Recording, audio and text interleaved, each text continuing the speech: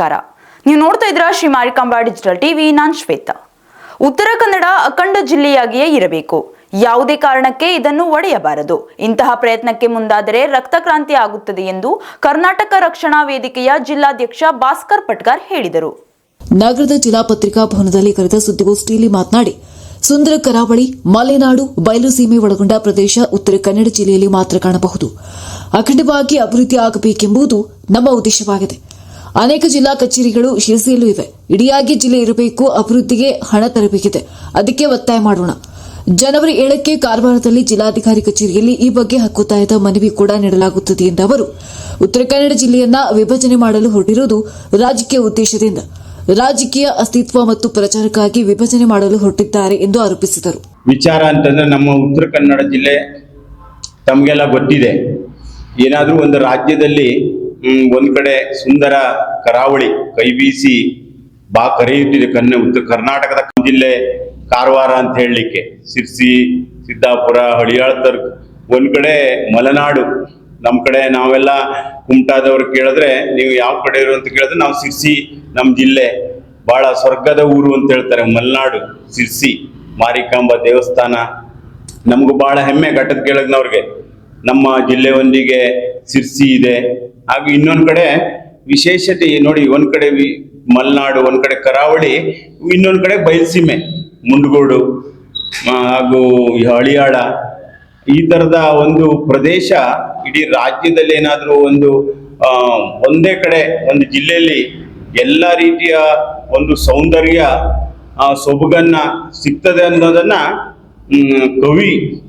ಅನೇಕ ಜನ ಕವಿಯವರು, ಚಿಂತಕರು ಎಲ್ಲರೂ ಬಹಳ ಉತ್ತರ ಕನ್ನಡ ಜಿಲ್ಲೆ ಬಗ್ಗೆ ಇದೊಂದಷ್ಟು ವಿಸ್ತಾರವಾದ ಹಾಗೂ ಒಂದು ದೊಡ್ಡ ಜಿಲ್ಲೆ ಬಗ್ಗೆ ಬೆಂಗಳೂರು ಎಲ್ಲ ರಾಜ್ಯದಲ್ಲೇ ಇವತ್ತು ಒಂದು ಒಳ್ಳೆ ಹೆಸರಿದೆ. ಇಂಥ ಒಂದು ಭೌಗೋಳಿಕವಾಗಿ ಹಿನ್ನೆಲೆ ಉಳ್ಳ ಒಂದು ಜಿಲ್ಲೆ ಬಹಳ ಅಖಂಡವಾಗಿ ಅಭಿವೃದ್ಧಿ ಆಗಬೇಕು ಅನ್ನೋ ನಿಟ್ಟಿನಲ್ಲಿ ಎಲ್ಲ ಸರ್ಕಾರ ಹಂತದಲ್ಲೂ ಪ್ರಯತ್ನ ಆಗಿದೆ. ಹಾಗೂ ಈ ಘಟ್ಟದ ಮೇಲಿನ ಭಾಗದಲ್ಲಿ ಕೆಲವೊಂದು ಕಚೇರಿಗಳು ನಮಗೆ ದೂರ ಆಗತ್ತೆ ಅನ್ನೋ ನಿಟ್ಟಿನಲ್ಲಿ ಈಗಲ ದಶಕಗಳ ಕಾಲದಿಂದನೇ ಅನೇಕ ಕಚೇರಿಗಳು ನಮ್ಮ ಸಿರ್ಸಿ ಭಾಗದಲ್ಲಿ ಇದಾವೆ. ಇದರಿಂದ ವಿಶೇಷವಾಗಿ ನಮ್ಮ ಉತ್ತರ ಕನ್ನಡ ಜಿಲ್ಲೆ ಜನರಿಗೆ ಇನ್ನೂ ತನಕ ಯಾವುದೇ ರೀತಿಯ ತೊಂದರೆ ಸಾರ್ವಜನಿಕ ವಲಯದಲ್ಲಿ ಆಗ್ಲಿಲ್ಲ. ಇನ್ನೂ ಮುಂದೆ ಹೋಗಿ ಇವತ್ತು ಏನಾದ್ರೂ DC ಕಚೇರಿ, SP ಕಚೇರಿ ಅಂತಂದ್ರೆ ಇವತ್ತು ಇಂಟರ್ನೆಟ್ ಮೂಲಕ ಎಲ್ಲ ಸರ್ಕಾರ ಸೌಲಭ್ಯ ಕಲ್ಪಿಸಿರೋದ್ರಿಂದ ಯಾವುದೇ ರೀತಿಯ ಸಾರ್ವಜನಿಕರಿಗೆ ತೊಂದರೆ ಆಗಿಲ್ಲ. ಆದ್ರೆ ಇತ್ತೀಚಿನ ದಿನಗಳಲ್ಲಿ ಕೆಲವೊಬ್ರು ಇವತ್ತು ನೋಡಿ, ಈ ಒಂದು ಜಿಲ್ಲಾ ರಾಜ್ಯದಲ್ಲಿ ಒಂದು ರಾಜ್ಯ ಆದಾಗ ಜಿಲ್ಲೆಯನ್ನ ಮಾಡೋದು ನಾವು ಹುಟ್ಟಿರ್ಲಿಲ್ಲ.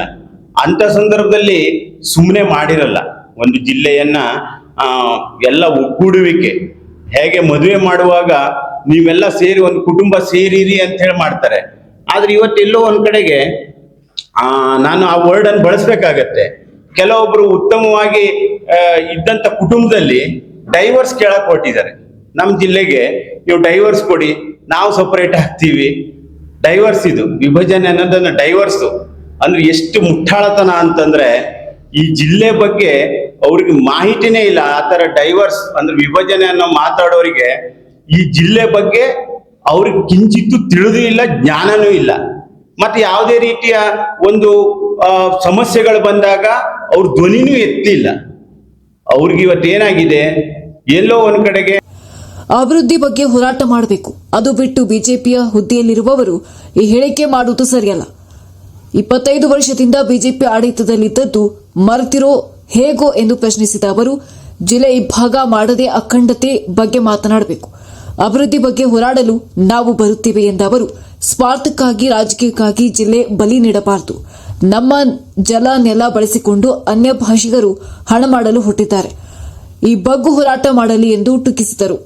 ನಿಲುವಿರ್ಬೇಕು, ಅಖಂಡತೆ ಬಗ್ಗೆ ಹೋರಾಡೋಣ ಬನ್ನಿ, ನಾವು ನಿಮ್ಮೊಟ್ಟಿಗೆ ಇದ್ದೇವೆ. ಜಿಲ್ಲೆಯ ಅಖಂಡತೆ, ಕನ್ನಡ ನಾಡಿನ ಅಖಂಡತೆ, ಎಲ್ಲ ಸಮಸ್ಯೆಗಳಿಗೆ, ಅಭಿವೃದ್ಧಿಗಳಿಗೆ ನಾನು ಮುಂದಿನ ದಿನಗಳಲ್ಲಿ ಹೋರಾಟ, ಉತ್ತರ ಕನ್ನಡ ಜಿಲ್ಲೆ ಅಭಿವೃದ್ಧಿ ಹೋರಾಟ ಸಮಿತಿ ಅಂತೇಳಿ ಮಾಡಿಕೊಂಡು ಜನವರಿ 7ರಂದು ಕಾರವಾರದಲ್ಲಿ ಎಲ್ಲ ಜನರನ್ನ, ಚಿಂತಕರನ್ನ ಎಲ್ಲರನ್ನು ಸೇರಿಸ್ಕೊಂಡು ಮನವಿ ಕೊಟ್ಟು ನಾನು ಈ ಅಖಂಡತೆ ಬಗ್ಗೆ ಯಾವತ್ತೂ ಪರವಾಗಿರ್ತೇನೆ. ಉತ್ತರ ಕನ್ನಡ ಜಿಲ್ಲೆ ಸಿರ್ಸಿ ಭಾಗ ಇರ್ಬೋದು, ಯಲ್ಲಾಪುರ ಇರ್ಬೋದು, ಸಿದ್ದಾಪುರ ಇರ್ಬೋದು, ಜೊಯ್ಡಾ ಇರ್ಬೋದು, ನಾವು ಅನೇಕ ಸಮಸ್ಯೆಗಳ ವಿಚಾರವಾಗಿ ಕರ್ನಾಟಕ ರಕ್ಷಣಾ ವೇದಿಕೆ ಹಾಗೂ ಎಲ್ಲ ಸಂಘಟನೆಯಿಂದ ಧ್ವನಿ ಎತ್ತಿದ್ದೇವೆ. ಮುಂದೂ ಸಹ ಇಲ್ಲಿ ಯಾವುದೇ ರೀತಿ ಸಮಸ್ಯೆ ಇದ್ರೆ ಎಲ್ಲರೂ ಒಗ್ಗಟ್ಟಾಗಿ ಹೋರಾಟ ಮಾಡಲಿಕ್ಕೆ ಪಕ್ಷನೂ ಇಲ್ಲ, ಜಾತಿನೂ ಇಲ್ಲ, ಯಾವುದೂ ಇಲ್ಲ. ಆ ವಿಚಾರದಲ್ಲಿ ಬನ್ನಿ, ಈ ಕೂಡಲೇ ನೀವು ನಿಲ್ಲಿಸ್ಬೇಕು ಅಂತ ಹೇಳಿ ವಿಶೇಷವಾಗಿ ಮಾಧ್ಯಮ ಮುಖಾಂತರ ತಾನು ತಮ್ಮಲ್ಲಿ ಮನವಿ ಮಾಡ್ಕೊಳ್ತೇನೆ. ನಮ್ಮ ಯುವರಾಜ್ ನಾಯ್ಕರು ಒಂದೆರಡು ಮಾತಾಡ್ಬೇಕು ಅಂತ ಹೇಳಿ ಕೇಳ್ಕೊಳ್ತೇನೆ. ನೋಡಿ, ಇವತ್ತು ನಮ್ಮ ದೇಶ ಇರೋದೇ ವಿವಿಧತೆಯಲ್ಲಿ ಏಕತೆ ಅನ್ನೋ ಒಂದು ಕಾನ್ಸೆಪ್ಟ್ ಮೇಲೆ ನಾವು ದೇಶ ಕಟ್ಟಿದ್ದಾರೆ ನಮ್ಮ ಪೂರ್ವಜರು. ಇವತ್ತು ನಾವ್ ಏನ್ ಏಕತೆ ಮೇಲೆ ಇವತ್ತು ವಿವಿಧತೆಯಲ್ಲಿ ಏಕತೆ, ನಮ್ಮ ಉತ್ತರ ಕನ್ನಡ ಸೇಮ್ ಹಾಗೆ ಉಂಟು. ಇವತ್ತು ಬಯಲುಸೀಮೆ ಭಾಗದ ಜನ ಇದ್ದಾರೆ, ಮಲೆನಾಡು ಜನ ಇದ್ದಾರೆ, ಕರಾವಳಿ ತೀರದ ಜನ ಇದ್ದಾರೆ. ಬೇರೆ ಬೇರೆ ಸಂಪ್ರದಾಯ, ಬೇರೆ ಬೇರೆ ಭಾಷೆಗಳು, ಬೇರೆ ಬೇರೆ ಆಚರಣೆಗಳು, ಅವೆಲ್ಲ ಸೇರಿ ನಮ್ದೊಂದು ಜಿಲ್ಲೆ ಅಂತ ಉಂಟು. ನಮ್ದು ಇವತ್ತು ಕರ್ನಾಟಕನೇ ಮೊಟ್ಟ ಮೊದಲು ಆಳಿದ ರಾಜವಂಶಸ್ಥರು ಕದಂಬರ ರಾಜಧಾನಿ ಉಂಟು. ಇವತ್ತು ಕದಂಬರ ದೇವಸ್ಥಾನಗಳಿದಾವೆ, ಅವ್ರ ಅರಮನೆಗಳಿಲ್ಲ, ಬಟ್ ಅವ್ರು ಏನು ಆಳ್ವಿಕೆ ಮಾಡಿ ಜಾಗಗಳಿವೆ. ಇವತ್ತು ಇವೆಲ್ಲ ಇದ್ದು ನಾವೊಂದು ಉತ್ತರ ಕನ್ನಡ ಅಂತ ಒಂದು ಶ್ರೀಮಂತ, ಏನು ಸಾಂಕೇತಿಕವಾಗಿ ಇವತ್ತು ಇನ್ನೊಂದಾಗಿ ನಾವು ಶ್ರೀಮಂತ ಒಂದು ಜಿಲ್ಲೆಯಲ್ಲಿದೆ. ಇವತ್ತು ಈ ಜಿಲ್ಲೆ ನಾವು ಒಡೆಯೋದ್ರಿಂದ ಏನ್ ಲಾಭ ಆಗ್ತದೆ ಅನ್ನೋದನ್ನ ಫಸ್ಟ್ ತಿಳಿಸ್ಬೇಕು. ಇವತ್ತೇನು ಉತ್ತರ ಏನು ಪ್ರತ್ಯೇಕ ಜಿಲ್ಲೆ ಮಾಡ್ಲಿಕ್ಕೆ ಅಂತ ಹೊರಟಿದ್ದೇವೆ ಅಂತ ಇದಾರಲ್ಲ, ಅವ್ರು ಫಸ್ಟ್ ತಿಳಿಸ್ಬೇಕು. ಇವತ್ತು ನಾವು ಜಿಲ್ಲೆನ 2 ಮಾಡ್ತಾ ಇದ್ದೇವೆ. ಜಿಲ್ಲೆ 2 ಮಾಡಿದ್ರಿಂದ ಒಂದು ಜಿಲ್ಲೆ ಘಟ್ಟದ ಕೆಳಗಡೆ, ಘಟ್ಟದ ಮೇಲೆ ನಾವು ಕಾನ್ಸೆಪ್ಟ್ ಇಟ್ಕೊಂಡು ಹೊರಟಾರ. ಆದ್ರಿಂದ ಮೇಲಿದ್ದರಿಗೆ ಏನ್ ಲಾಭ ಸಿಗ್ತದೆ, ಕೆಳಗಡೆ ಇದ್ದರಿಗೆ ಏನ್ ಲಾಸ್ ಆಗ್ತದೆ ಅಂತ ಅವ್ರು ಫಸ್ಟ್ ಹೇಳ್ಬೇಕು. ಅದು ಹೇಳಾದ್ಮೇಲೆ ಉತ್ತರ ಕನ್ನಡ ಜಿಲ್ಲೆ ಮಾಡ್ಲಿಕ್ಕೆ ನಾವು ಉತ್ತರ ಕನ್ನಡ ಜಿಲ್ಲೆ ಹೊಡೆದು 2 ಜಿಲ್ಲೆ ಮಾಡ್ಲಿಕ್ಕೆ ನಾವು ಜೊತೆಗೆ ಬರ್ರಿ ಅಂತ ಜನರನ್ನು ಕರಿಬೇಕು. ಅದ್ರ ಹೊರತಾಗಿ ಇವ್ರದ್ದೇನೋ ಒಂದು ರಾಜಕೀಯ ಲಾಭಕ್ಕೋಸ್ಕರ ಇವತ್ತಿನ MLA ಕ್ಷೇತ್ರಗಳು ಜಾಸ್ತಿ ಮಾಡ್ಕೊಳ್ಳಿಕ್ಕೋ, ಇಲ್ಲ 2 MP ಕ್ಷೇತ್ರ ಜಾಸ್ತಿ ಮಾಡ್ಕೊಳ್ಳಿಕ್ಕೋ, ಏನೋ ಒಂದು ಇವ್ರ ವೈಯಕ್ತಿಕ ರಾಜಕೀಯ ಲಾಭಕ್ಕೋಸ್ಕರ ಇವತ್ತು ನಮ್ಗೆ ಇಲ್ಲಿರಂತ ಜನರನ್ನ ಮನಸ್ಥಿತಿ ಹಾಳು ಮಾಡ್ತಿದ್ದಾರೆ. ಇವತ್ತು ನಮ್ಗೆ ಇನ್ನೇನಾಗಿದೆ, ಇದು ಹೋಗ್ತಾ ಹೋಗ್ತಾ ಹೋಗ್ತಾ ಘಟ್ಟದ ಕೆಳಗಡೆ ಕಂಡಾಗ ನಮ್ಗೆ ಬೇಜಾರ, ಘಟ್ಟದ ಮೇಲ್ಗಡೆ ಕಂಡ ಅವ್ರಿಗೆ ಬೇಜಾರ. ಈ ತರ ನಮ್ಮೊಳಗೆ ವೈಷಮ್ಯ ಸ್ಟಾರ್ಟ್ ಆಗ್ತಾವ. ಇವತ್ತು ನಮ್ಗೆ ಯಾವ್ದ್ರಿಂದ ಏನು ಕೊರತೆ ಇಲ್ಲ. ನ್ಯಾಯಾಂಗ ವ್ಯವಸ್ಥೆ ನಮ್ದು ADJ ಕೋರ್ಟ್ಸ್ ಇದ್ರೆ ಸಿರ್ಸೆಲೆ ಉಂಟು. ನಮ್ಗೆ ಇವತ್ತೇನೋ ಒಂದಿಷ್ಟು ಪ್ರಕರಣಗಳು ಇವತ್ತು ಸಿರ್ಸೆಲೆ, ನಾವು ಇಲ್ಲಿ ಸಿರ್ಸಿ ಉಂಟು, ಸಿಟ್ಟಿಂಗ್ ಎಲ್ಲ ಉಂಟು. ಶುಕ್ರವಾರ ಮತ್ತೆ 2 ವಾರ ಶನಿವಾರ ಬರ್ತದೆ, ಅವತ್ತೆಲ್ಲ ಮುಗಿಸ್ಕೊಳ್ತೇವೆ. ಸಿರ್ಸಿ ಮಾಡ್ತೇವೆ. ಇನ್ನು ಸ್ಪೆಷಲ್ ಕೋರ್ಟ್ ಬೇಕು, ಅವಾಗ ಕಾರವಾರ ಹೋಗ್ತೇವೆ. ಇವತ್ತು ಆಲ್ಮೋಸ್ಟ್ ನಮ್ಮಲ್ಲಿ ಪ್ರಕರಣಗಳು ಕಡಿಮೆ ಇದಾವೆ, ಕ್ರಿಮಿನಲ್ ಪ್ರಕರಣ ಸಿರ್ಸೆಲೆ ಮುಗಿಸ್ಬೋದು. ಏನ್ ಎಲ್ಲಾ ದಿವಸನೂ ವಕೀಲರಾಗಿರ್ಬೋದು, ಇಲ್ಲ ಜನರಾಗಿರ್ಬೋದು ಕಾರವಾರಕ್ಕೆ ಹೋಗ್ಬೇಕಂತ ಪರಿಸ್ಥಿತಿ ಇಲ್ಲ. ಇನ್ನು DC ಕಚೇರಿಗೆ ಅದೇ ದಿನ ಹೋಗ್ಲಿಕ್ಕೆ ಏನಿಲ್ಲ. ಏನೋ ಅಂತಂದ ಇಂಪಾರ್ಟೆಂಟ್ ಕೆಲಸ ಇದ್ದಾಗ ಹೋಗ್ತಾರೆ, DC ಮೀಟ್ ಆಗ್ತಾರೆ, ಬರ್ತಾರೆ.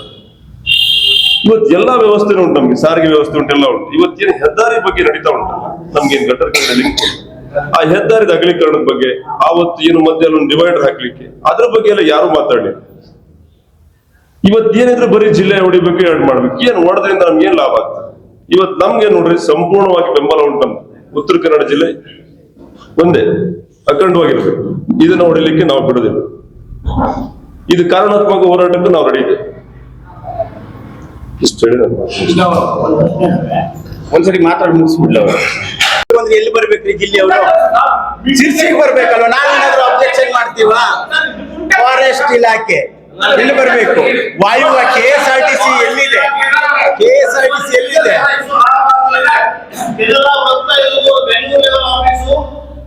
ಒಂದು ಇಡೀ ಕೆನರಾ ರಸ್ತೆ ಇರೋದು ಸಿರ್ಸಿಲಲ್ವಾ?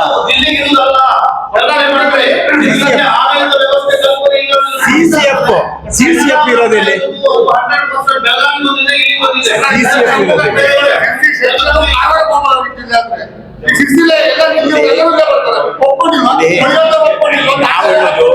ಅಭಿವೃದ್ಧಿ ನೀವೀಗ ಹೇಳಿದ್ರಲ್ಲ ಸರ್, ಆ ವಿಚಾರದಲ್ಲಿ ನಿಮ್ಗೆ ಬೇಕಾದ್ರೆ ಸಿರ್ಸಿ ಅವರಿಗೆ DC ಕಚೇರಿಲಿ ಒಂದು 2 ದಿನ ಮೀಸಲಿಡೋಣ. DC ಅವ್ರ ಟೈಮ್ ಅನ್ನ ಮೀಸಲಿಡೋಣ, ಆ ಹೋರಾಟ ಮಾಡುವ.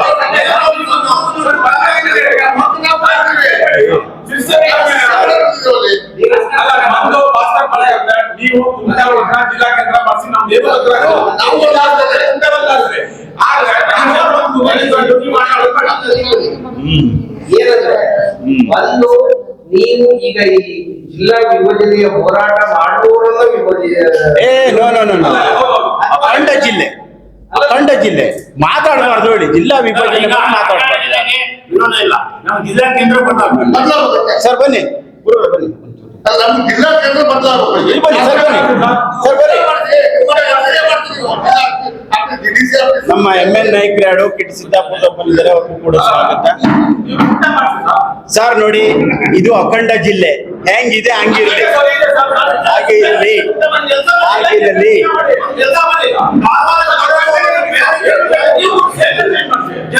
ಈಗ ನಿಮ್ಮ ನೋಡಿ, ಮುಂದಿನ ದಿನಗಳಲ್ಲಿ ಶಿರ್ಸಿ ಅಭಿವೃದ್ಧಿ, ಮಲೆನಾಡು ಅಭಿವೃದ್ಧಿ ವಿಚಾರದಲ್ಲಿ ನಾವು ಒಗ್ಗಟ್ಟಾಗಿ ಹೋರಾಡೋಣ. ಶಿರ್ಸಿಲಿಗೆ ನೀವು ಹೇಳಿದ್ರಲ್ಲ, ಹಾಸ್ಪಿಟ್ಲ್ ಬೇಕು ಮತ್ತೆ ಏನ್ ಬೇಕು ಅನ್ನೋದ್ರಲ್ಲೇ ಖಂಡಿತ ನಾವು ನಿಯೋಗ ಹೋಗೋಣ, ನಿಯೋಗ CM ಲೆವೆಲ್ಗೆ ಹೋಗ್ಕೊಂಡು ಮಾತಾಡೋಣ. ಯಾವುದೇ ಸರ್ಕಾರ ಬರಲಿ ಮಾತಾಡೋಣ. ಎಲ್ಲಾ ಕಡೆನೂ ಆಗಿದೆ ಸರ್, ಇಲ್ಲ ನಮ್ ಕಟ್ಟದ ಕೆಳಗೆ ಎಲ್ಲ ಆಯ್ತು, ಕಟ್ಟದ ಕೆಳಗೆ ಎಲ್ಲ ಆಯ್ತು ಸರ್. ಪ್ರತಿಯೊಂದು ವಿಚಾರದಲ್ಲೂ ನಾವು ಅಡಿಕೆ ಇವತ್ತು ಭೂತ ಅಂತ ಅಡಿಕೆ ಬರ್ತಾ ಇದೆ. ನಾನೇ ಎತ್ತದವನು ಇವತ್ತಕ್ಕೆ ಭೂತ ಅಂತ ಅಡಿಕೆ ಸಿರ್ಸಿಲ್ ಬಂದ್ಬಿಟ್ಟು ಸಾಮಾನ್ಯ ಅಡಿಕೆ ಬೆಳೆಗಾರರಿಗೆ ಪ್ರಾಬ್ಲಮ್ ಆಗ್ತಾ ಇದೆ ಅಂತ ಹೇಳಿ. ಇನ್ನು ಸುದ್ದಿಗೋಷ್ಠಿಯಲ್ಲಿ ಪ್ರಮುಖರಾದ ಯುವರಾಜ್ ನಾಯಕ್, ಸಂತೋಷ್ ಗೌಡ, ಯಲ್ಲಾಪುರದ ಗಣೇಶ್, ಶ್ರೀಕಾಂತ್ ಗೌಡ, ಲೀಲಾ ಮಾತರ್, ಮಂಜುನಾಥ್ ಗೌಡ, ಭಟ್ಕಳ ಘಟಕದ ರಂಜನ್ ದೇವಾಡಿಗ, ಸಂತೋಷ್ ನಾಯಕ್, ಅನಸೂಯ ದಾಂಡೇಲಿ ಇದ್ದರು. ನಾವೆಲ್ಲ ಸೇರಿ ಮುಂದಿನ ದಿನಗಳಲ್ಲಿ ನೀವು ವಿಶೇಷವಾಗಿ ದಿನನಿತ್ಯ ಬರೀರಿ.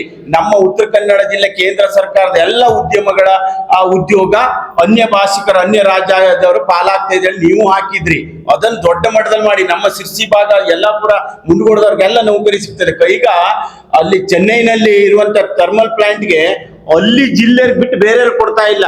ಆದ್ರೆ ಇವತ್ತು ನಮ್ಮ ಜಿಲ್ಲೆಯಲ್ಲಿ ನಡೆಯುವಂತ ಕೈಗಾ ಉದ್ಯೋಗದಲ್ಲಿ ಬಿಹಾರದವನು ಬರ್ತಾನೆ, ಮಹಾರಾಷ್ಟ್ರದವನು ಬರ್ತಾನೆ, ಕೊಂಕಣ್ ಡ್ರೈವ್ ಬರ್ತಾ ಇದೆ. ನಾವು ಅನೇಕ ಹೋರಾಟ ಮಾಡಿದ್ದೇವೆ. ಇಲ್ಲ ಗುರುಗಳೇ, ನಾ ತೋರಿಸ್ತೇನೆ, ಇಲ್ಲಿ ಕೇಳಿ. ಇವತ್ತು ನಮ್ಮ ಹೋರಾಟದಿಂದ ಅಲ್ಲಿ ಸ್ಥಳೀಯರಿಗೆ ಅನೇಕ ಜನಕ್ಕೆ ಉದ್ಯೋಗ ಕೊಡಿಸಿದ್ದೇನೆ. ಇವತ್ತು ಅಲ್ಲಲ್ಲ, ಅಟ್ಲೀಸ್ಟ್ ಇವತ್ತು ನಿಮ್ ಸಿರ್ಸಿಯವ್ರು ಇವತ್ತು ನಿಮ್ ಸಿರ್ಸಿಯರ್ ಕಾರವಾರದಲ್ಲಿ ಎಷ್ಟು ಜನ ಇಲ್ಲ, ಎಷ್ಟು ಜನ ಇಲ್ಲ, ಕೈಗಾಲದಲ್ಲಿ ಎಷ್ಟು ಜನ ಇಲ್ಲ. ಸ್ಥಳೀಯ ಕೋಟಾದಡಿನೇ ಸಿಕ್ಕಿರೋದು, ಸ್ಥಳೀಯ ಕೋಟಾದಡಿನೇ ಸಿಕ್ಕಿದೆ. ಇಲ್ಲ ಅವರು ಸರ್ ಇವತ್ತು ನೋಡಿ,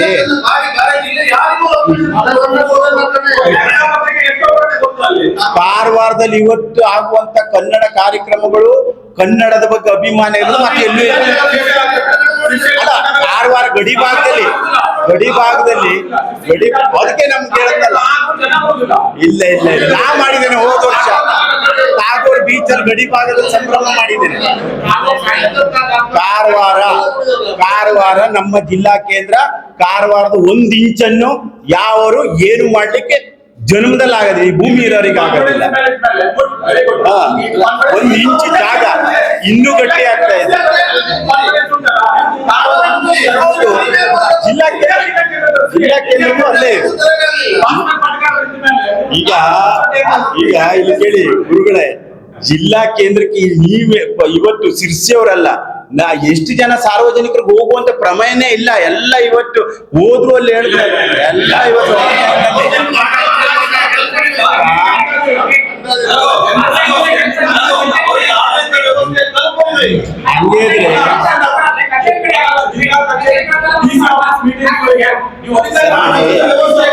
ಈಗ ನಾವು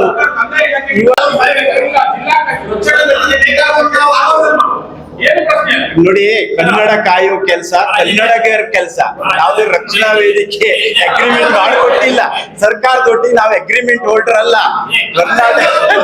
ಕನ್ನಡ ಕೆಲಸವನ್ನ ನಾನು ಇವತ್ತು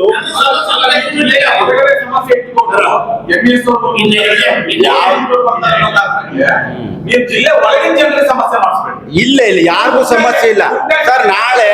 ನಾಳೆ ನೀವೇ ಪತ್ರಕರ್ತರು, ನೀವೊಂದು ನಿಯೋಗ ಬರ್ರಿ, ನೀವೇ ಬರೀರಿ. ಅಭಿವೃದ್ಧಿ ಆಗ್ಬೇಕು, ಈ ಜಿಲ್ಲೆಗೆ ವಿಶೇಷ ಪ್ಯಾಕೇಜ್ ಕೊಡ್ಬೇಕು, ಹೋರಾಟ ಮಾಡ್ರಿ.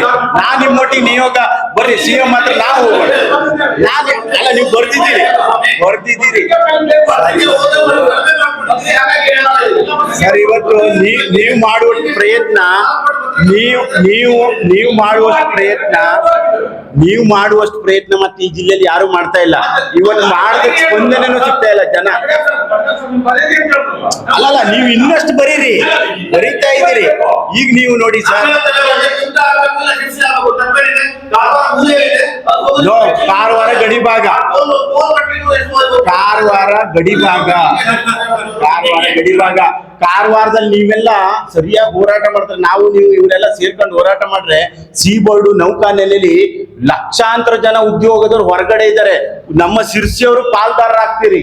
ಏನಾದ್ರು ಒಂದ್ ದೊಡ್ಡ ಕಾನೂನು ತಂದ್ರೆ ಮಾಡ್ತಾ ಇದೀವಿ. ನೋಡಿ ಕೈಗಾದಲ್ಲಿ ಸರ್ ನಾವು ಮಾಡಿದ್ದೇವೆ. ಅಯ್ಯೋ, ಸಾವಿರಾರು ಹೋರಾಟ ಮಾಡಿದ್ದೇವೆ, ನಾವು ಸಾವಿರಾರು ಮಾಡಿದ್ದೇವೆ, ಹೋರಾಟ ಮಾಡಿದ್ದೇವೆ. ಹಿಂದೆ ರಾಮಕೃಷ್ಣ ಹೆಗಡೆಯವರೇ ಕಾರವಾರದ ಗಡಿ ಭಾಗ ಅನ್ನೋ ಇಲಾಖೆಯನ್ನ ಮಾಡಿದ್ರು. ಆದ್ರೆ ಪ್ರಸ್ತುತ ಸನ್ನಿವೇಶದಲ್ಲಿ ಕಾರವಾರ ಏನಾಗಿದೆ, ಕಾರವಾರ ಪಟ್ಟಣದ ಹೊರತಾಗಿ ಆ ಕಡೆ ಈ ಕಡೆ ಎಲ್ಲ ಸೀಬಾರ್ಡು, ಕಾರವಾರ ಪಟ್ಟಣ ಒಂದು ಇರೋದು. ಅದು ಬಿಟ್ಟರೆ ಬೇರೆ ಏನು ಹೇಳಿದ್ದು 10 ವರ್ಷ ಬಿಟ್ಟರೆ ಕಾರವಾರ ಕೇಂದ್ರಾಡಳಿತ ಪ್ರದೇಶ. ನಾವು ಇಲ್ಲಿಂದ ಕಾರವಾರಕ್ಕೆ ಹೋಗುವ ನೆಕ್ಸ್ಟ್ ಪರ್ಮಿಷನ್ ಅದಕ್ಕೆ ಹೇಳಿದ್ದು. ಅದಕ್ಕೆ ನಮ್ಮ ಕಾರವಾರವನ್ನ ಇನ್ನಷ್ಟು ಗಟ್ಟಿ ಮಾಡ್ಬೇಕು ಅಂದ್ರೆ ನೀವೀಗ ಮುಂದಿನ ದಿನಗಳಲ್ಲಿ ಕಾರವಾರದಲ್ಲಿ ನಡೆಯುವಂತ ಎಲ್ಲ ಕೇಂದ್ರ ಸರ್ಕಾರದ ಯೋಜನೆಗಳನ್ನು ಕಾರವಾರದಲ್ಲಿ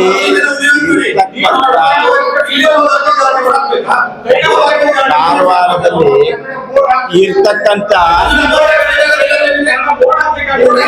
80% ಕನ್ನಡ, 80% ಕಾರವಾರದಲ್ಲಿ ಕನ್ನಡ ಇಲ್ಲ. ಇದು ಯಾಕೆ ಜಿಲ್ಲಾ ಕೇಂದ್ರವನ್ನ ನೀವು ಹೇಳುದು ಒಳ್ಳೆ ಪ್ರಶ್ನೆ. ಜಿಲ್ಲಾ ಕೇಂದ್ರ ಏನಾಗಿದೆ ಇವತ್ತು ಅಂತ ಗಟ್ಟಿಯಾಗಿ ನಾವು ಕಾರವಾರದಲ್ಲಿ ಇದ್ದಾಗ್ಲೇನೆ ಯಾವುದೋ ಒಂದು MES ಕುಚೇಷ್ಟಿಗಳು ಹಾಗೂ ಗೋವಾ ಮಂಚ್ನವರು ಕಾರವಾರವನ್ನ ಗೋವಾಕ್ಕೆ ಸೇರಿಸಿ ಅಂತೇಳಿ ಹೇಳಿಕೆಯನ್ನು ಕೊಡ್ತಾರೆ.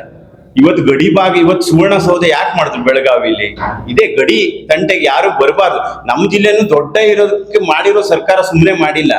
12 ಅಲ್ಲ 13 ಜಿಲ್ಲೆನೂ ನೆಕ್ಸ್ಟ್ ಸೇರಿಸ್ತಾರೆ, ಇನ್ನೊಂದು ತಾಲೂಕನ್ನು ಸೇರಿಸ್ತಾರೆ. ಯಾಕಂದ್ರೆ ಗಡಿ ಭಾಗದ ಜಿಲ್ಲೆ ಇದು, ಯಾರು ತಂಟೆಗೆ ಬರಬಾರ್ದು ಅನ್ನೋ ನಿಟ್ಟಿನಲ್ಲಿ ಕಾರವಾರ ಸರ್ಕಾರ ಇದ್ದಾಗ ಹಂಗನೇ ತಂಟೆ ಹೋಗುದು. ಕಾರವಾರ ಯಾವ ಹೋಗ್ಬೋಯ್ತಾರ ಅವಾಗ? ಅದಕ್ಕೆ ಈಗ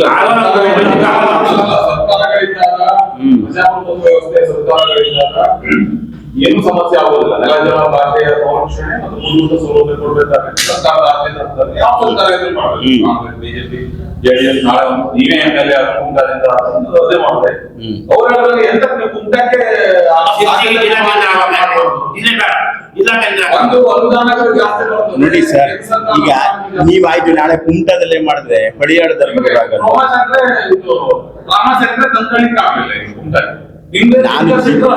ನಾನು ನೋಡಿ ರಾಜಕಾರಣ ಮಾತಾಡೋದಿಲ್ಲ ಗುರುಗಳ. ಈಗ ಅದೇ ಈಗ ಇಲ್ಲಿ ಕೇಳಿ ಗುರುಗಳೇ, ಇದೇ ಮಾತನ್ನ ಇದೇ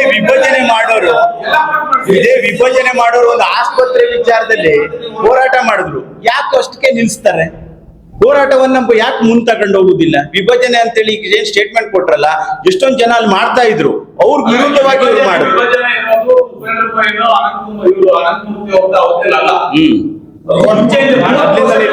ಹೋರಾಟ ನಡೀತಾನೆ ಇದೆ.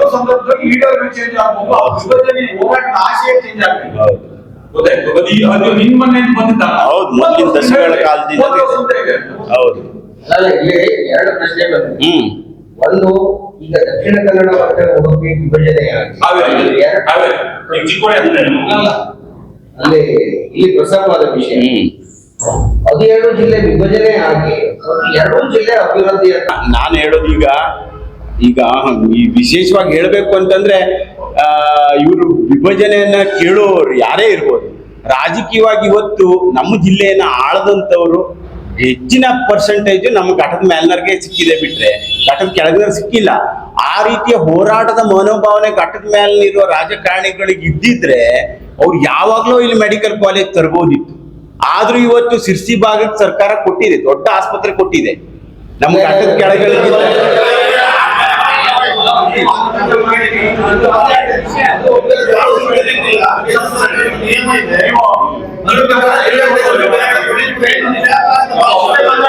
ಖಂಡಿತ ಆ ವಿಚಾರ ನೋಡಿ ಸರ್. ಈಗ ಆ ವಿಚಾರದಲ್ಲಿ ಹೋರಾಟ ಮಾಡುವ, ಅದು ಕೊಡಿ ಅಂತ ಹೇಳಿ ಹೋರಾಟ ಮಾಡುವ ಸರ್. ನೋಡಿ ನಮ್ಮ ಜಿಲ್ಲೆಯಲ್ಲಿ ಸರ್ ಸಾಹೇಬ್ರೆ, ನಮ್ಮ ಜಿಲ್ಲೆಯಲ್ಲಿ ಇವತ್ತು ಇದು ಒಂದೇ ಅಲ್ಲ, ಸಾವಿರಾರು ಸಮಸ್ಯೆಗಳು ನೆನೆಗುದಿಗೆ ಬಿದ್ದಿದೆ. ಎಂತಾನೆ ಇಲ್ಲ ಇಲ್ಲ ಇಲ್ಲ ನಮ್ಮಲ್ಲಿ ಏನಾಗಿದೆ ಇಲ್ಲ ನಮ್ಮಲ್ಲಿ ಏನಾಗಿದೆ ಹೋರಾಟ ಮಾಡೋರು ಈ ತರದ ಹೋರಾಟಕ್ಕೆ ಕೈ ಹಾಕ್ತಾ ಇದ್ದಾರೆ ಬಿಟ್ರೆ ಒಂದಿನ ಒಬ್ಬನು ಈಗ ಒಂದಿನ ಈಗ ಒಂದಿನ ಯಾರಾದ್ರೂ ಇದಕ್ಕೆ ವಿಶೇಷ ಈ ನಮ್ಮ ಗುಡ್ಡಗಾಡು ಜಿಲ್ಲೆ ಅಂತೇಳಿ ಒಂದು ಪ್ಯಾಕೇಜ್ ಕೊಡಿ ಅಂತೇಳಿ ಒಂದು ಹೋರಾಟ ಮಾಡುವ ಅದು ಎಲ್ಲ ಸಿಕ್ಕದಿದ್ದಾಗ ಬೇಕಾದ್ರೆ ಮಾತಾಡೋಣ. ಅಖಂಡ ಜಿಲ್ಲೆ ಬಗ್ಗೆ ನೀವು ಹೇಳಿದ್ರೆ 100% ಸರಿ ಇಲ್ಲ ಸರ್. ಅಖಂಡ ಜಿಲ್ಲೆನೇ ಇರಬೇಕು. ಖಂಡಿತ ಕುಂಟ ಜಿಲ್ಲಾಕ್ಕೆ ಇದು ಕೇಳಿ ನೋಡ್ರಿ ಇಂತಾಗೆ ನೋಡಿ ಕಾರವಾರ ಗಡಿ ಭಾಗದ ಜಿಲ್ಲೆ ಕಾರವಾರದಲ್ಲಿದ್ದಾಗ ಮಾತ್ರ ಇಲ್ಲ ಅಂದ್ರೆ